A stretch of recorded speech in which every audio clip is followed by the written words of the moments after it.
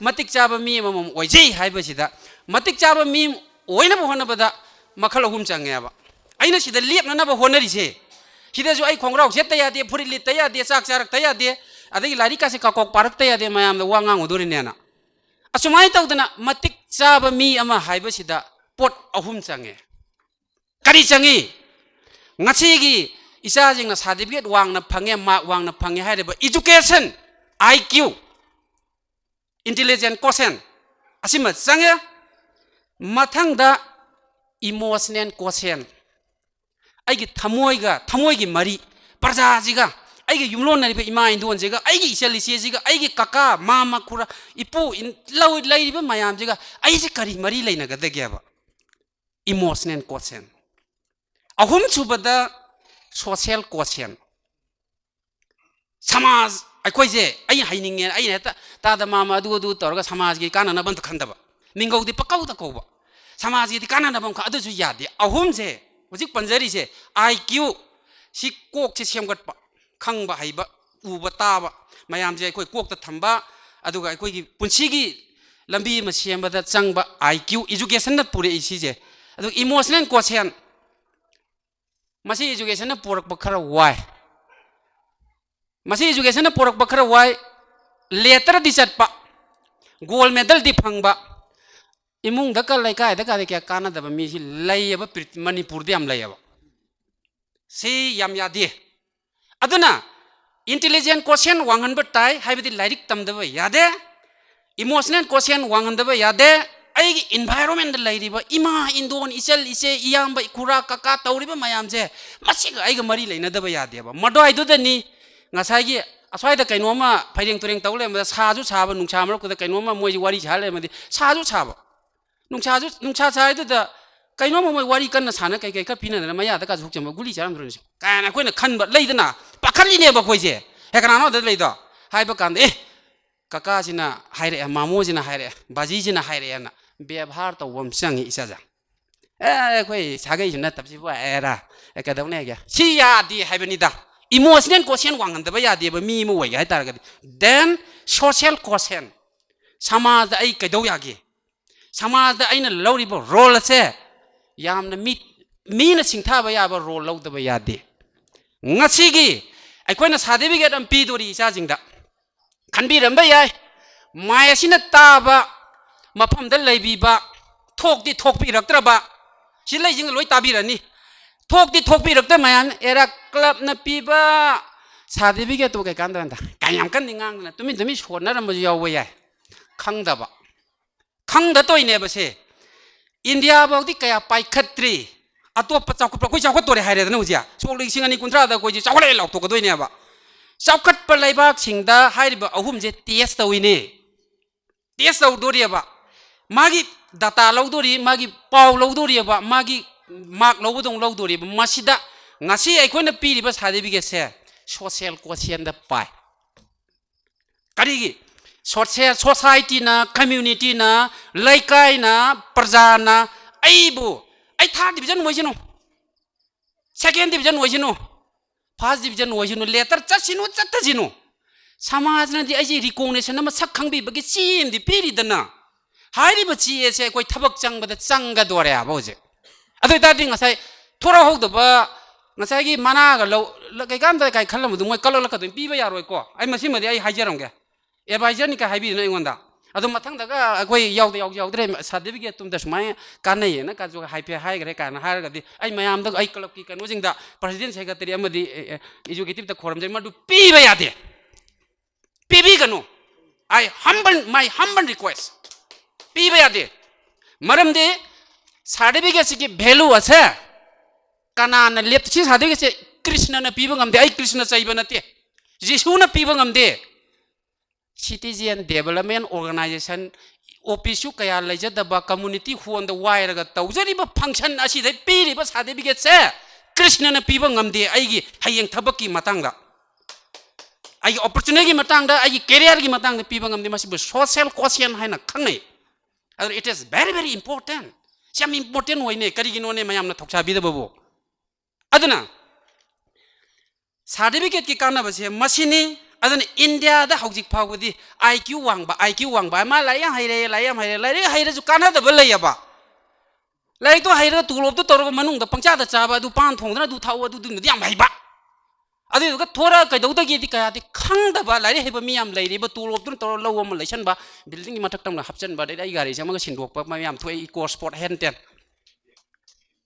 chi gu ek siu bi ha du da gari yam khang ba lai kai gi kan khang da ba yam lairi ne laibak sida madu khangdri da haubi ro maya sina ta bam pham da laibi ba jing ju haubi ro club na pi ba certificate se ai khoi kana ni ye pham ka ba da thabak chang ba da loira aina ji wangang je ri ai lodi lo roi kari gumba secretary ne letter heta sumai tau dana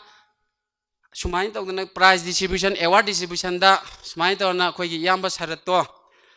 wang khak sumai mayam da sumai na ngangi mayam na nungai na tai ai khoi je kanai kana chim ibi ba haini ma mak ahum ai ma ahum phangan ai lodi lo je roi ko ai ujik pham kana ba se sumai kana ya ba lairik certificate to ale hore pham ka ba matang da ding sai social quotient sai emotional quotient adu wala e haba India jo hawra bane hayar da amatak ta hawra bane makha da hawda bai wane ba maram aduna aina panjaning baje thamjaning baje ngasai khoi certificate se gi importance se kana baje sum khaitang thamjabani da mayang waro ginu simal laira mathang da ai khoi ibungo hoi si cha jing mayam ibem hoi mayam je khoi sana bada khoi si thore adagi di khoi si pure e pau tami club ti da khoi nungai na woi harauri yam phaba sida hen phab laite hai ba haiti ai yam nungai phelo he bol kamai tawba phelo ho ba kangbu do lairik tam da ba kangbu do adu de kamai tawni dai kai je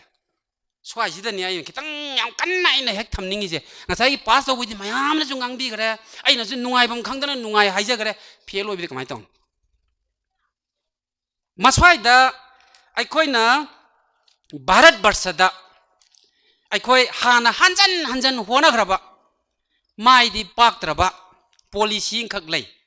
skill development haina vocational education na laire hai tar dija goi tamje thumok sa baju ya ya ari si thang ye thok baju ya ya loan ju pi ya sana sa baju ya ya ma mate kaya mahai di yan yan da ba posak se haujik ti community college vocational education kana college da koi hanga certificate phanga sidai thorak baju dum thabak tawba ya sa manai karino amana skill da magi practical da chatpa hojik angang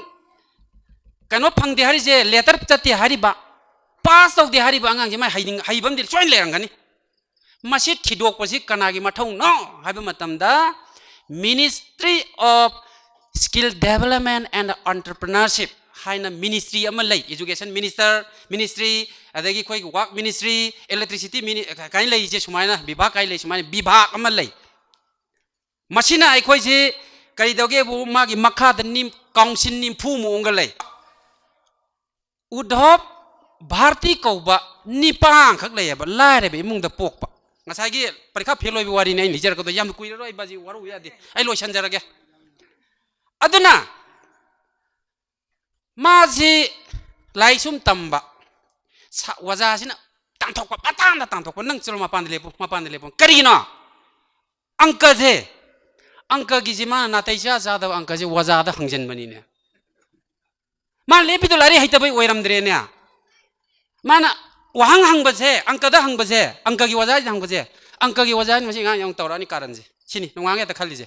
ma pan da te lephan ba udhop bharti nipa sina wana metric si loira lare bai mung dagi adai di ma je angka hayena Joharat engineering college da ujigi koi eso gain tong no metric pass to tamnara me ba thaina koi matam da eso ji dagi adu matang matang tambe ya eso haina ri je section officer oina na engineering da mai tre to engineering da ma je tamme ne diploma ja haure tamba pi thiningai leita dana mo yum da hale ne lai ra bai gano je lai ji bo hajari ba มาดิชมดาว่าจานะมุกตันโทอามามุกโตมาดิญาณตัวอังกฤษญาณดิเลยริบนี่เนี่ยอะดูปริคาได้มากวางเดียบมาเจอะดูอินจิเนียริงดูคอร์สตัวมิงจัลเล่พี่ที่แบบมุงอัมเดระอามุยุมดาฮัลเลยยังบิวก็อะดูกี่มาก็ตามินหัวโกลเมดัลพังกปะงาซากิชุมาอินะงาซากิอวอร์ดพังกปะเลเตอร์จัลก็มายามดูตามินหัวเร่โคเลียสมาดิยุมดาเลยมาดิทับกเลียบตีเนี่ยตัวมาลาริกตั้มจัดระก็จ้ะใครเดาวิโยเตกทางเทียดมายามจีปุ่นจัลกันมีชินกันจีชุมชาบชุมเตาเอชุมเตาวะมาชาริมีชินจีน่ะใครเนาะกับพวยมากู้โคกนะบกุมบะติลหูช่วยนะบกุมบะมีชินจีบ่ให้เจริบะอะดิเชมจีคอยกิมากู้จีตะโคกไปอ่ะบะทบีมากู้โคกนะบกุมบะชุ่มบะกี้คอยกิพุดกันโนมายามจีอุยว่าให้กะดิกระเชมนะบกุมนะจีมีชินจีมานะใช่ชาเร่ก็ใช้แต่ไม่พูมชาเรียวางใครแต่ก็ให้นะว่าสมัยตัวชาบะจันนี่ตามาเจชาบะจินะก็ไม่ต้องเก็บบุมานะปุถุเมจินนะมาปานตะกี้เมจินจับมานะบะเมจินจับมานะทับกตัวว่ามันเมจินลุปหลักมังอาปีบะเจมานะลิชิงยังใครเตะตะพังแล้วอาชามาจานี่ก็ให้เจ้าคุยกันนักระบวนนี่เพลไล่ตั้งมันดรอปออกไล่ตั้งมันงำดรอปนี่มาพิวนี่ไงแต่นะสาระมาเจ้าหกจิกเชกไม่ตัวเกให้ได้อัสสัมอินจิเนียริงยูนิเวอร์ซิตี้ปีระด็อกเตอร์ดีกรีปีระมาไม่คุยพุทโธปัตตุปีบันนี่ด้าออนเนอร์รี่ให้อีกไก่คุมนะบ่อยนะปีบะอันนั้นเมจินจะมาว่าจะพุทโธอีเจ้เมจินมาว่าจะพุทโธนิมพูมายังพุทโธกันแต่เมจินจะจ้ามาเด็กมาตั้งแต่พุทโธกันบันนี่เมจินมาคันเจ้เสกเมจินเจ้มากังอาศัยอินจิเนียริงตั้มมินเอาบุตรนัมเบอร์วันตาบขวดบัจิงตัวน่ะโปรเฟสเซอร์ไว้ตัวน่ะไซน์ติสไว้ตัวน่ะวาจาไว้ตัวน่ะหุ่นจิกเสทับกตัวเราเอามาตั้มแต่มันสาบเมจินด้วยน่ะไล่ตั้มบี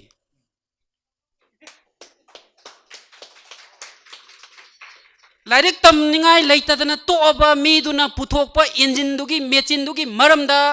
นัมเบอร์วันตากี่ตัวน่ะไซน์ติสไว้แล้วก็วาจาโปรเฟสเซอร์ไว้แล้วกันแต่โปรเฟสเซอร์ตัวน่ะอุดฮอปเมจินกี่มารมดา about today's lecture is on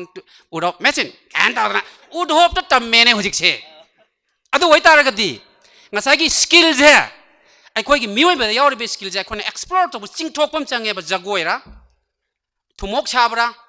ไอ้คนใครโน้มมาคนพี่ชาวนี่ครั้งเดียหมดดีไซน์พุทโธปนี่ครั้งเดียมาวันเดียาวรีบเจ้คนพุทโธตัวไปอย่างเดีย IQ ก็ตั้งชาดิบิเกตก็พังกันแต่มากวางก็เฮตมากตัวอะดูนะเฮตมีเจมาปุ่งพาบดินนัดเดียอะดูนะนี่ไอ้นางอาศิดิทอกปีรักตบ้ามาสินะตาบมาพัมเดลเลยวิเพียรวยเรกันนะหังวยกุ้งกันกุมตัวเดียวทอกปีเราสินี่มาทั้งเดียยามเลยวารีช่วยนะไอ้คนน่ะตัวตัวไปยาดีสกิลให้บัดเช่ไอ้คนน่ะเฮกตมังหันบัดซุ่มเดอะดันะมาทั้งดาไอ้โลชันจะเรียกกูโลชันเรียกซุ่มช่างตัวเลย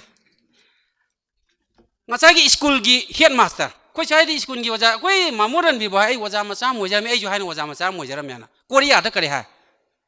I am the expert ให้บ่ไอ้น่ะมาเฮเลยให้บ่ไอ้ลำจีได้น่ะมาเฮเลยให้บ่ฮันตัวก็ไล่ตักจังให้บ่คุยอินเดียตะไกจันไอ้ใครช่วยให้ปนนาทีหัวงังจ้ะไอ้ชุมหานะตมุใบน้อยตะก็ตักนิ่งไปว่านี่ว่าจะเนี่ยนะคุยที่ใครให้ปนนาทีอะดูก็การนั้นสมัยตัวเขาเว้ยบ่ไล่ตักกูจ้ะอ่ะคุยว่าจะกูรู้ไหมมันตั้มบีรักคนนี้คุยจะจุ่มให้เลยเพียงสิ่งวัดก็วิมัสเซ่คุยแกให้ปวดเจ้ากูหน่วยที่คุยนะฮานะตมุวันนี้เนี่ยเขาตักไปว่านี่คุยแกให้ปวดโคเรียนั่นญี่ปุ่นนะดิ I am the expert in this field ไอ้สิ่งล้ำจีดะไอ้คนเนี่ยให้บ่ไล่ตรำเนี่ยหังว่าหังตัวชุมายนะตาให้จะบันนี่ดาชุมายนะอินโดนีเซียกูบาลำอดุดาไล่กายมันไล่คุยชุมบะคุยสินะบุษาวเขาไล่คุยที่ว่าการินุนี่บุยามเชียลีดนะคุยที่ลำเบียนจุพาร์กันงาสิมังอาตารานี่จามพาร์มาลงก็ยามพาร์อะเลี้ยงหลักแต่การิเชยามเจ้าก็ตบสลัมมายุ่งมาใครไล่จะตบให้ที่ลำไล่จะตบสารการนั่นก็สารกันน้อยสิเดไล่ยูให้นั่นตัวลำมันไล่กายมันไล่เนี่ยบิลเลียจะมามาสิดาทับกตาบะมวยดีสกุลดีเรคเตอร์เขาวิเฮียดมาสเตอร์เจดีเรคเตอร์ฉันพลานัมตัวเองมาสิบุลาบสุลาปะเจ้าก็ตบมาสิกิไล่กายจิบุมาสิคงกังจิบุมาสิบุก็ไม่มาสิอามุกตั้งมาสิปริธีบิกิมามังอุดปังมาดิเฮ้ยกันมาสิหิงกายตุ่มนั่นขัลกันกันไอ้โอ้ยรู้กันนั่นไอ้จิกันจ้าแต่ก็มังนี่เลยขัลกันมาสิตัวมันพลานัมตัวเองมาสิสิกพังอีพัชติลำบีพังอีมาวงตาดิตุเรียนพังอีทั้งไอเชมจันบิดมาสิสิงเจี๊ยบนี่สิงเจี๊ยบนี่ชิดามานะไอเดียอันพุทธเอ ไอเดียปุถุกายให้มาสิรังลอยช่างจะละกันสกุลกี่เฮดมาสเตอร์นี่เนี่ยคุยช่วยที่สกุลกี่เฮดมาสเตอร์ครั้งที่คอลเลจกี่พินซิปันครั้งที่ไฮยาร์เซกันเดอร์กี่พินซิปันครั้งที่คุยวาจามาสามวยใจยันคุยเลยดันนะอะตัวอาเดเฮดมาสเตอร์ตัวนั้นตัวริดูว่าไฮจาริบะบิเลสุดามาสิเดียดูดิมาสิเลกายใจเชี่ยมได้ยัดเลยไฮน้ำมันรังจะลอยช่างจันมันเนี่ยนี่ปังไตแต่ฉันมันนั่นเตี้ยดีใจงั้นตัวนี้มานะสิกิสิริกับผมจินสิตอร์แกสินสิวเฮลเกสินสิวเฮลเกสินสิวเฮลเกงั้นสิดีใจอันนี้มุขยมังตะกี้คุยมายามนะไบเรลวอร์บันนี้มายามน้อยขังนรบันนี้อะดูนะงั้นสิดีใครตัวเก็บบุควายตะกี้อินาคุณบักควายตะกี้ beautiful ไว้บัก colorful village in the world ให้นะปริธิบิดาควายตะกี้มาสูนเลยเตียงบักอะดูกุมบักคุงกังให้นะพาวเร่เขียนมาสเตอร์ดูนปุถุกปะไอเดียกุกนิโกอะดูกันโนนัตเตียบะสกูลกี่วาจาเนี่ยบัมกี่มัธกี่ university กี่นัตเตียบะ engineer กี่นัตเตียดักเตอร์กี่นัตเตียอิชัมชัมน้ำมันขันเจบไว้วานิดาพาวเร่ทัวริสต์มาอย่างมาสินะลำยังบัลลักว่าจะได้คุยกี่คุงกังดูเดลัยริบันนุปีอ่างนุปะขักตันะปอยอนเซลิมนี่อาศัยคุยนะกักจิงกี่การ์เดนสับแต่ช่วยจินยอนเซลิดนะช่วยบุญยอนเซลิดนะสมัยตัวตันะปอสิยอนจันนะมวยจ้าท่านน้ำยามยอนเดไปชาจุบารียังไปเลยคุงกังดูพาวเร่เนี่ยเขาสิเสียควายตะกี้มาสูพัจบัมมาสูสังบักคุงกังปริธีบิกี้ฮะนัมเบอร์วันเดลัยเลยสมัยตัวตันะเพียรไว้ภาษาตระจุจูลาริกตัมบังอัมดับดุจูมากิโคกตัวยาวริบดอกดูพุทโธก็มากิให้จะบิทาดนะหัวนารักดีงั้นสายกิ sustainable development goal ให้ดิเช่การให้โน